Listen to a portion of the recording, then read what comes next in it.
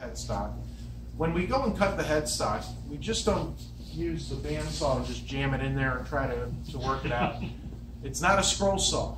Okay, we do have a scroll saw here. I didn't see any blades though,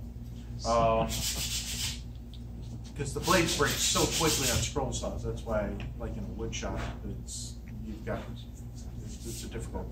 The big thing is that when we do this, perfect. May I? Yeah.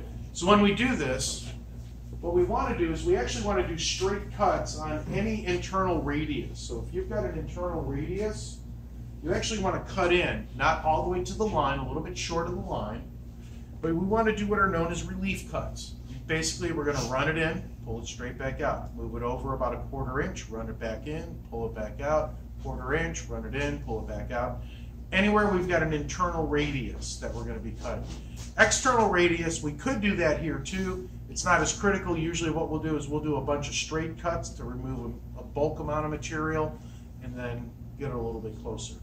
The whole key is we don't want to cut to the line, we want to cut outside of the line, and we want to sand to the line. We've set up the sanding station to sand, and then we'll actually do the cleanup. And you can also do hand sanding on this. You can use rasps, you can use any of the wood shaping tools on this. One of the most common things that students want to do with this is do sawtooths, because they think that's really cool looking. But you have to remind them that they have to sand it. And when they cut it with a bandsaw, they're not going to cut it exactly. They're always going to have that extra little bandsaw tooth mark that's in their wood. It's going to be a real problem to get rid of. So not to discourage it, because again, it's not about you, it's about them. And so if they want to do a sawtooth, just make sure that they're aware that they're going to have additional sanding to do.